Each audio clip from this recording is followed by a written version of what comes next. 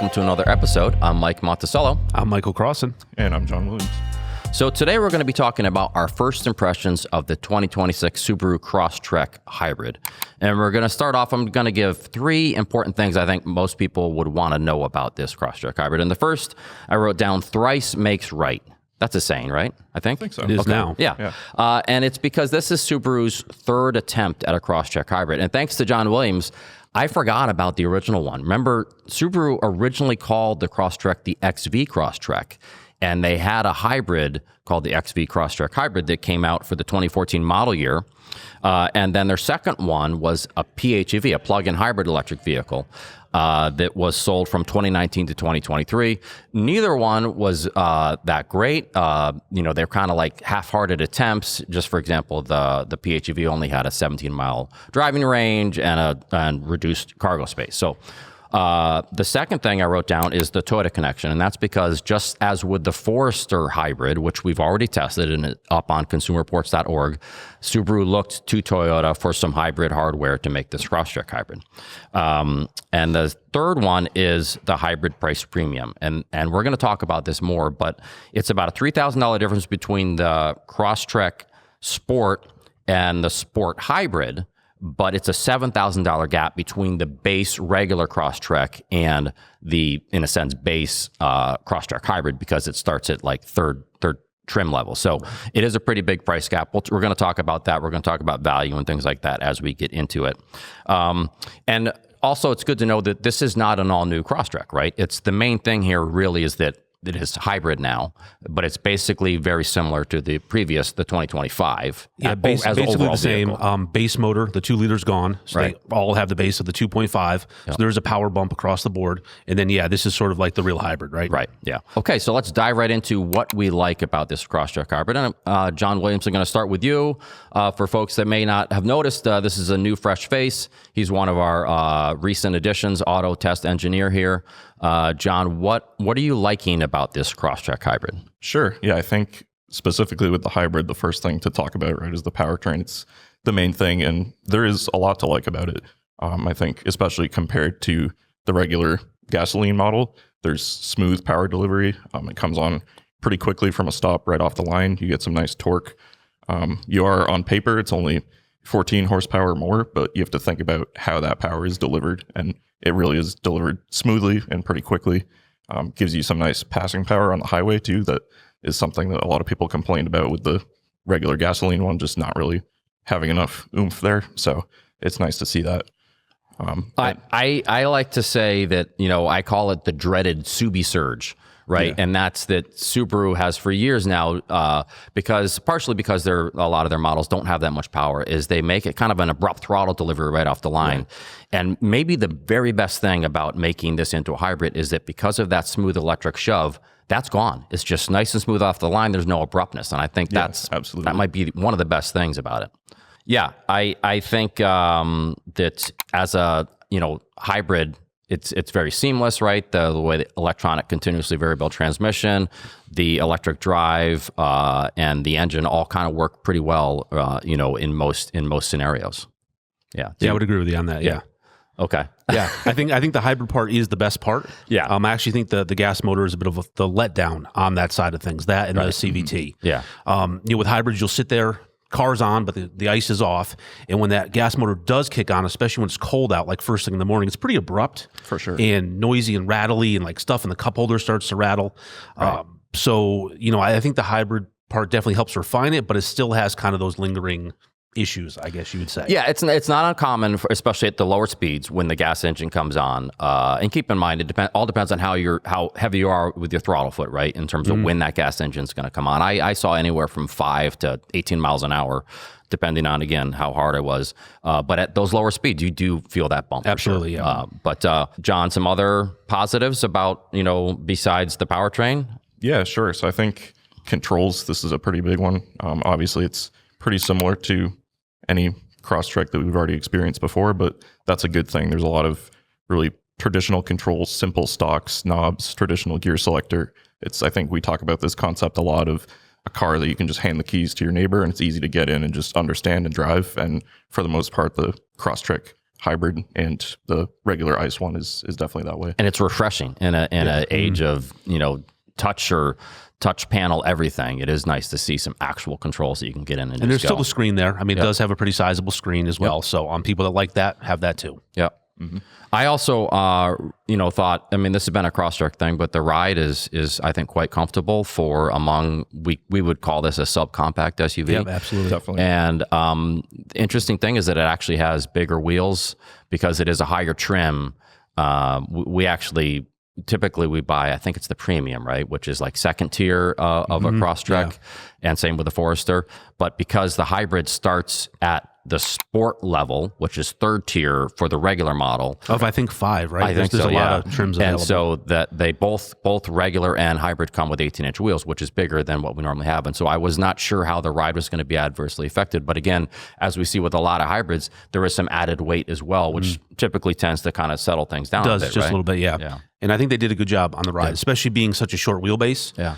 There's not a lot of time between when the front axle hits a bump and the rear axle hits a bump, but overall, I think they did pretty good. Yeah, definitely agree with that. I think another great thing about the Crosstrek in general is visibility, right? So many cars nowadays sacrifice visibility for styling. Yeah. That's not really the case with the Crosstrek, and a lot of Subaru's lineup for that matter still has really good visibility. Yeah, it really so much has to do with those windshield pillars, or what a lot of people call A-pillars, right? And Subaru has been doing this for a while now. They're able to somehow get their crash structure to be, up to standards, yet have a slim A-pillar, which makes it just a lot easier, so that when you're going through a turn, you don't have to peer all the way around the A-pillar. There's that little quarter window too that lets you kind of see in front of the side view mirror, right? Which often is a blind spot as well. So I think they're putting a lot of effort into that. Yeah, I like the handling too. I think it's not like it's a sporty vehicle, but it has pretty good steering. We see a lot of cars these days. The steering feels kind of numb or lifeless. This actually, I think it has a decent heft to it. It's not too light. It's not too heavy. Turns in pretty naturally, right? Gives you a little bit of feedback when you're going through that turn. You want it to kind of the steering to load up a little bit and feel what's going on with those front tires. And I think it does a pretty good job. Yeah, I would agree with that. And they can roll some B-roll here, but we did a little bit of camera work on the dirt road out there. And I was off-roading? Yeah, I was driving the camera car, and we weren't going all that fast. I could not actually keep up with the Crosstrek in the corners. The vehicle that I was driving just lost the front end. You're blaming it on the vehicle? Well, maybe it was you. Maybe it was, but I couldn't keep up with the Crosstrek either way. So, a credible grip, it seems like, especially in like kind of loose terrain situations. And it's nice to see too, because a lot of the times I think vehicles with softer, more absorbent ride comfort for that matter, you do lose a little bit of a handling edge with those. Right, So because it has that raised ride height, right? So you think it's going to roll a lot, and it does if you really push it. But in normal driving, it's totally fine. Yeah, I think for 99% of people driving normal day to day, not going around a racetrack or anything, this thing is going to have more than enough grip. So another thing that we see with hybrids a lot that is usually often a detriment is brakes, right? And now hybrids have been around a long time now. Initially, they were all pretty bad back in the day. But we're still seeing some that have, some level of nonlinearity. I thought these were pretty good. I thought if you got in and didn't know it was a hybrid, you might think that the brakes wouldn't necessarily give it away, right? I think I noticed just a little bit of softness to the pedal and a little bit of nonlinearity when you're coming to a stop. You're feeling a little bit of maybe extra grabbing. But in general, I thought they were pretty good. Would you guys agree with that too? Yeah, I think pretty good. Totally normal. I think, again, most people probably would never even feel that. Yeah. Right. Yeah, it is a challenge for a lot of hybrids sometimes trying to blend, right, the friction brakes with the regen, which is your electric motor, slowing the car down essentially. So it's nice to see that they've done a good job with that. Yeah. Any other likes? I know you want to get to your dislikes, Crossy, but any other likes? No, I just think I totally get why people buy these things. Yeah. Sort of the 2023, the silver one we had was sort of my first real experience with the Crosstrek. Now the two that we have, the ICE and the hybrid, I totally understand why people buy them, and I get it. I didn't really get it before, but I get it now. Well, the interesting thing is it's a small vehicle, but you're not sacrificing rear seat room. That's a good point. There might be more room in the back, actually. I think I fit better in the the rear than the front. Yeah, I mean, there isn't a ton of headroom. Like I have like maybe 1.5 inches or so left over, but like it's actually a reasonably comfortable seat, and there's good foot space underneath the front seats. There's good, decent knee space, good under leg support, which all has to do with how high is that bottom cushion off the floor, and is it maybe raked back a little bit. And I think for adults can actually sit back there. And I agree with you on in that, such a small vehicle. Yeah. And kind of goes without saying, but you get the versatility of a hatchback, which is always nice. Yep. Right. Okay. So if there's no more likes, let's move to Michael Crossan with some dislikes. So this isn't really so much of a dislike, but I'm just not sure if the hybrid particularly is good value, just given the price of it and where that price sort of falls within the Subaru lineup. If you look at them in terms of price structure, it's a hybrid. You're going to get maybe a little better mile per gallon depending on the situation, but I don't think the increased cost justifies that. Right. It's more so about the overall experience, which, I think John put pretty well of just sort of you get a little more power, but it's how the power is delivered. So you're paying for that, and that's fine. But if you look at it just from like a monetary point of view and like buying fuel versus saving fuel, I just don't know if it's great value as far as that goes. And then the real problem is because the Forester exists, and there's also a Forester hybrid. And there's a lot of overlap here on this pricing. And depending on how you option your Crosstrek Hybrid Sport, and ours did have sort of like one sizable option group in it, it actually puts us up into the Forester hybrid category of pricing. Mm-hmm. And for me, I would probably maybe lean toward that Forester a little more just because it is a bigger vehicle. You get a little more headroom, a little more space, a little more usability, utilitarian kind of stuff.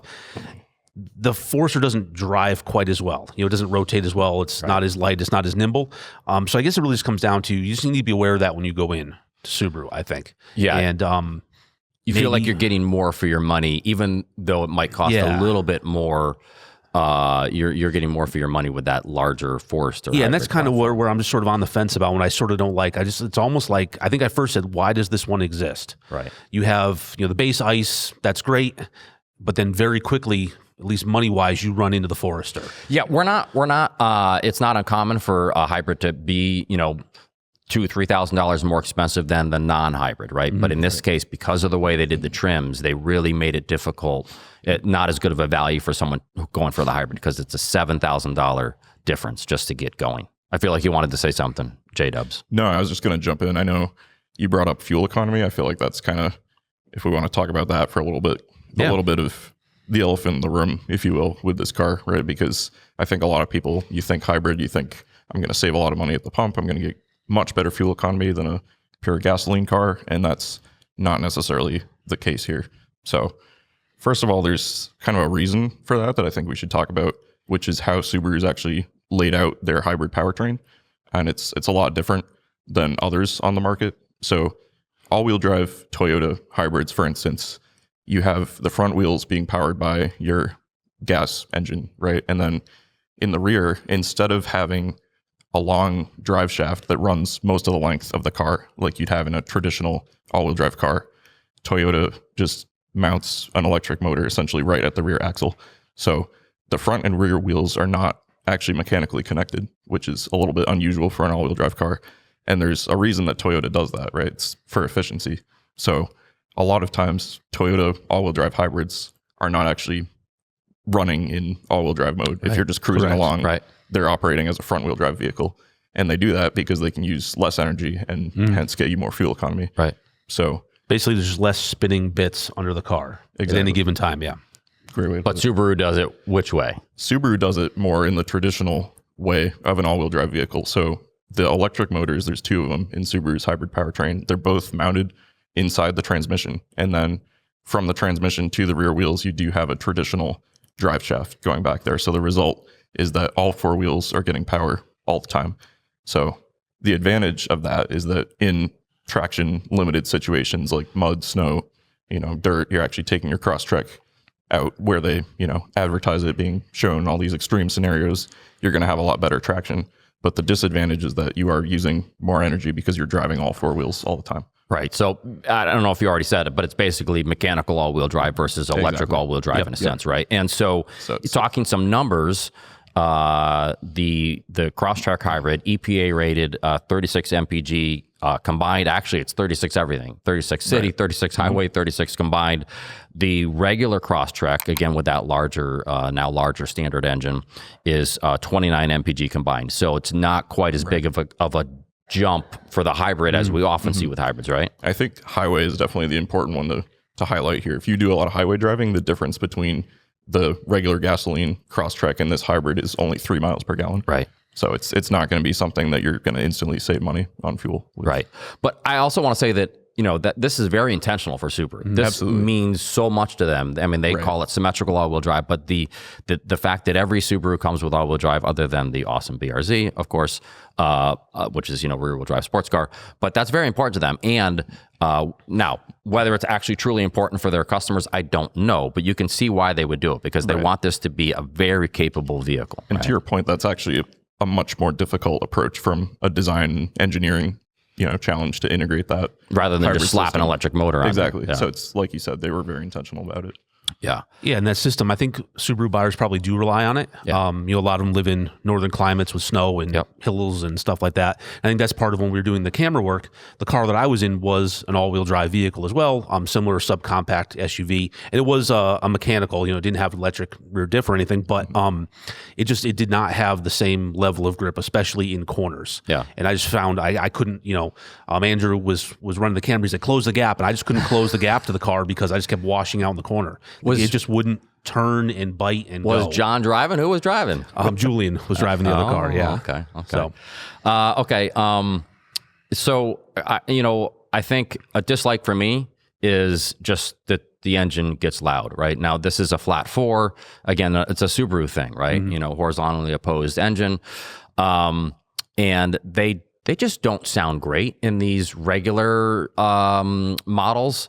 I will say that I think they sound pretty good in the WRX and STI, and they sound awesome when you put an aftermarket exhaust on. I don't know if you guys agree with that, but I think then You're going to put an aftermarket exhaust on your Crosstrek? I might. I'm just saying that in general, that just regular standard form, they just don't have a great sound. They sound a little out of balance, which they're not, but it's just this kind of unique sound they give. And on the bright side, this engine doesn't have to work as hard as the regular model, right? Because it does have that electric boost to work with. But if you really need acceleration, you're going to have to rev the engine. The engine's going to have to be on. It's going to have to rev pretty high. And it doesn't sound great up there.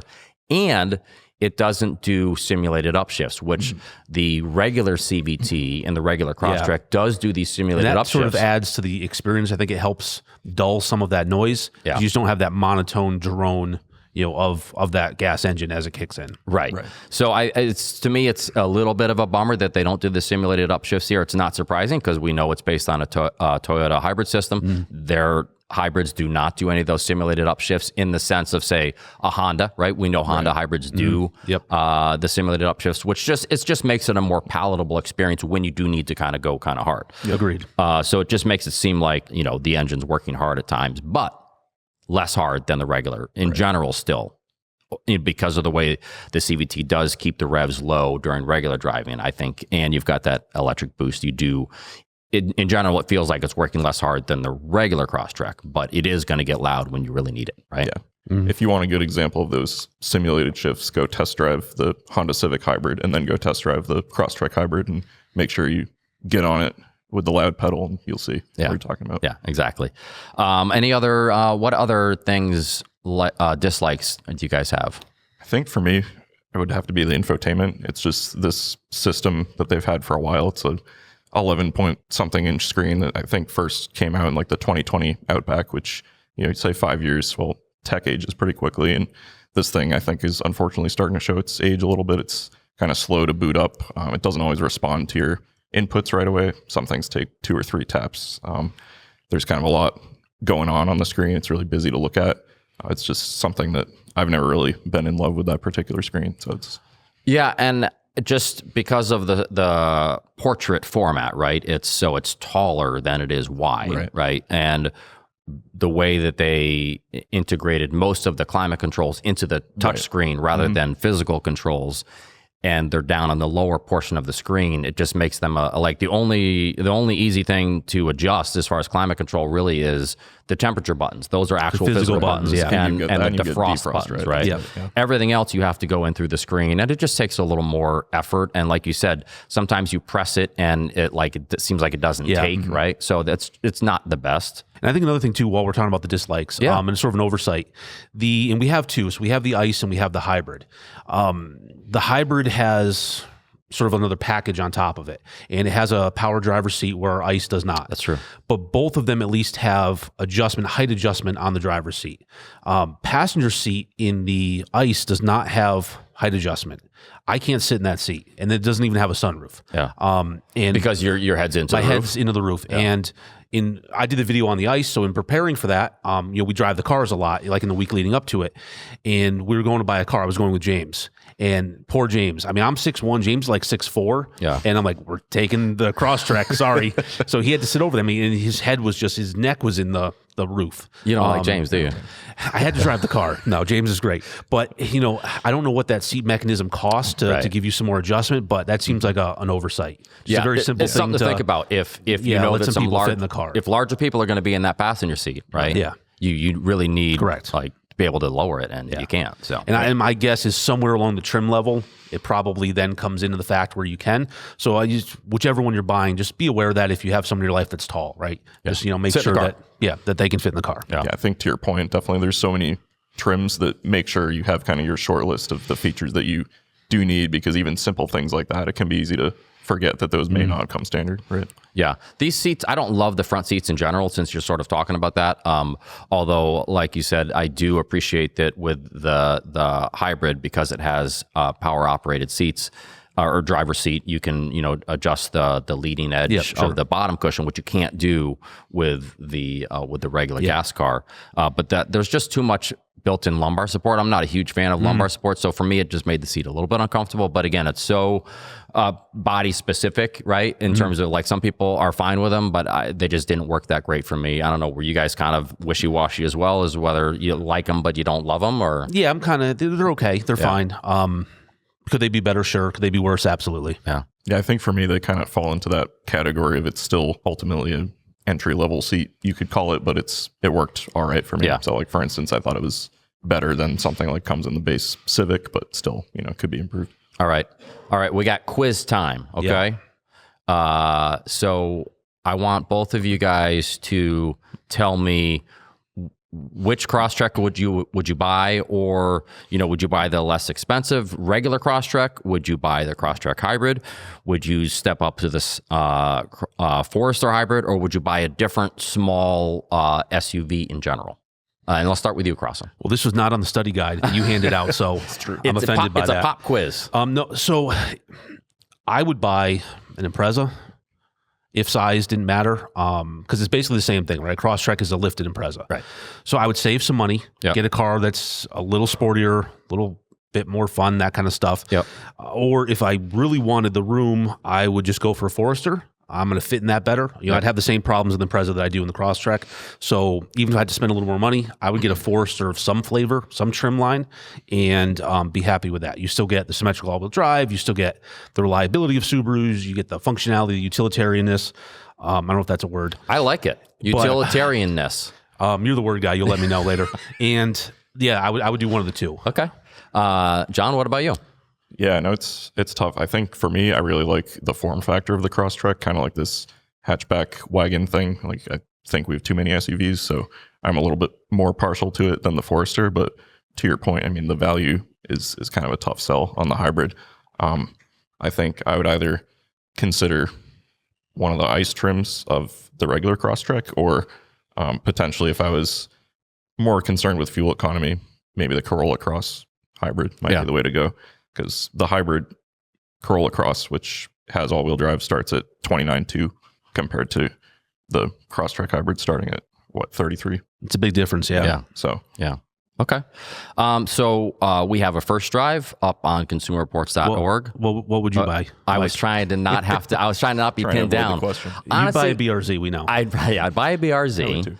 I'd probably go again if we're putting the Forester into the mix. I'd probably go with the CRV hybrid. Right? It's just I prefer Nice that. choice. I prefer that hybrid setup. The way Honda does it. So that's probably what I would go with. Boy, thanks for. You didn't let me get away with that one. Nope. Got to make a decision. All right. So we have a lot more information up on consumerreports.org, including a first drive of the Crosstrek Hybrid by friend of the show, Keith Berry. So definitely check that out. Okay. So now we're going to move on to audience questions. And don't forget, send those questions, comments, 30-second video clips to... TalkingCars@iCloud.com. Okay, yeah, send those there. And don't forget that if we use your question, your video, whatever it is on the show, we will then send you some CR swag. And guess what? Donald from Michigan is getting some CR swag, so that's pretty cool. Okay, so I got to pull out my glasses here. I don't actually need them, but I think it makes me look smarter when I read the questions. Yeah, I agree. Yeah. Okay, so Donald from Michigan says, I've got a 2012 BMW 535 Xi with 125,000 miles on it. By the way, buckle up because this is a long question. I'm the original owner and I've babied it from day one. The only reason I'm thinking about replacing it is that I make regular 3-hour-long, 180-mile trips up to my cabin in northern Michigan. How lucky is he? Cabin north. That sounds nice. And I want something I can count on without worry. It's time for tires, probably brakes, and I've noticed a faint rubba sound coming from the front end, which probably means suspension work is needed as well. So here's the question. Do I sink $5,000 plus into repairs on a car worth maybe $10,000, or is it smarter to move on? This car is aging well, just like the staff of Talking Cars. I didn't write that. He put that in there. But did you pick the question? No. Producer Dave picked the question. Should I invest in repairs or make the switch to something new? I'm going to send this to you, Mike Crossan, first to answer this. Yeah. As people know, I call you Professor Crossan because you used to teach shop back in the day. And you are a wealth of knowledge, especially when it comes to mechanical stuff. So tell us, what is the answer here? So this is tricky. Donald, you've got quite the situation. It's good that you're the original owner and you've known what's happened to this car, right? There's value in that. Here's the thing. Would you spend $5,000? Would I spend $5,000? Yeah, maybe. I would do it one time and know that in 3 months, in 3 weeks, in 3 months, in 3 years, it's going to need 5, 7, 10,000 on top of that. And at that point, you're out. You're buying yourself some more time, but there's no guarantee. So on that first trip up to the cabin, yeah, you could have trouble and you could have, 150-mile tow because there's probably not a BMW dealership up that way, or there might not even be an appropriate independent shop to deal with whatever problem you have. You get a flat tire, fine. You get that fixed anywhere. But this car is sort of on that cusp where these cars get real needy and they like attention. And why are you looking at me when you say that? They just like attention is what I can say. So they require work. Yeah. And that work can be expensive. You got to think about the fact that this car, it might be worth $10,000 now, but this is probably a $50-something to $60-something thousand car when it was new, and all the parts and all the labor are still priced that way. So these can be expensive to live with, especially as they get up in age. So it's kind of like, spend $3, $4, $5 you're buying yourself a certain amount of time. That amount of time is unknown to anybody. And when the next big thing happens, you just know you're out. You're extending the life of this car. Maybe 1 to 2 years is probably a realistic number. But it could be longer. You never know. It could be longer, and it could be 2 weeks after you just spend $5,000. Right. You could get hit with something major, and then you have to make that decision. And it's not just BMWs that do that. A lot of the European brands do this. I have a family member that just went through this. Actually, 2. One chose to fix their car, and one pulled the handle and said, I'm out, and they got something else. So I almost feel like, though, you're implying that you might do it, which makes me think that maybe you're a sentimental mechanic, not just a mechanic. You can get sentimental about your cars. Yeah. And I think a lot of people move away from the car just from the unknown. It can be scary. Right. And I do know that I can fix a lot of the things that happen to a lot of these cars, but I put that in my answer, right? Yeah. I'm not just doing it sort of from my point of view. I'm thinking if I had to spend $5,000 on this 2012 car with 125,000 miles, it's a risky proposition. You may never, in a sense, get that money back. That money is just be gone. Yeah. Your best case is you just get some use out of that money. Yeah. And you might put brand new tires on this thing for the next person because something big happens, and then you choose to move it along. Yeah. So it's always a gamble. Okay. Is it the smartest move? It's like a 50-50 at this Right. point. If this car had 65,000 miles on it, hadn't been driven a lot, I'd say, yeah, do it. You'll get a few more years out of it. Right. This can be tricky, Donald. I would just really think about what is your tolerance for breakdowns? Right. And, would a breakdown totally ruin your trip? Kind of sounds like it. Would to be a honest with you. breakdown Yeah. stop you from getting to work? Would it stop you from picking kids up from school? That kind of stuff. Right. Gotcha. Okay. Good answer. All right. Let's move on to Pam from Dalton, Georgia. Pam says, I am considering buying the new 2026 Subaru Outback. I have read that redesigned cars should usually be avoided in the first year to allow the manufacturers time to work out the quirks. I wonder where she read that. Sounds like she's paying attention to us. I think some smart people said that. Where are they? In this case, I believe the powertrains in the new model are basically the same as the previous model. Do you think I would be okay getting the 2026, or would it be best to wait? John, I'm going to throw it to you for the answer for Pam. Sure. Yeah. So first off, Pam, you're absolutely right. The powertrains are largely carried over. Subaru did tell us that there's been some component changes, like internal parts of the engine, but largely they are the same. So while it's not a guarantee, we would expect the new powertrains to be hopefully pretty reliable. But that being said, there's a lot of new stuff going on with this Outback. It is sort of a true redesign. It's not just a refresh with some different bumpers. So for instance, there's a lot of new tech in the car. There's a new infotainment system, which personally I'm happy to see. We experienced it briefly with a borrowed car we had, and I think it's a lot better than There's some more buttons. what's in the Crosstrek. Yep, there's But it's all physical new. buttons, but It's it is all brand new. Exactly. And same goes for some of the advanced driver assistance features. For instance, you've got on the top touring trims, Subaru now has a hands-free driving assistance feature that they've never had before. So from that standpoint, there's potentially some things that could go wrong there. Again, we can't say for sure, but anything new, right? You can never be sure. So it really comes down to your tolerance for dealing with issues in general, right? Drivability is kind of what comes to mind first off, because you want to get where you're going, but you also have to consider, is there going to be a software glitch with the infotainment? Is a sensor going to go out with one of the ADAS systems? Things like that may not stop you from driving the car, but may be an inconvenience. Yeah. It definitely, it looks a lot different for sure. It does. That's for another episode, our personal opinions there. But that interior looks very, very different. And I think you are taking a chance that with that many new things that there could be some teething problems initially, right? So this might be one to maybe think about waiting a year, right? Is that fair? I think so. I think generally that is our advice, and that is always pretty much the sound advice, right? Yeah. If you can, unless you're, you need a car today, kind of a thing. Keep driving what you have for a little bit, and let the software updates come out and that kind of stuff. And Okay. All right. Well, that's going to do it for this episode. If you want to learn more about the cars and the topics that we talked about, you can click on the links in the show notes. Don't forget to send those questions, comments, and videos to talkingcars@icloud.com. very good. Thanks so much for watching, and we'll see you all next time.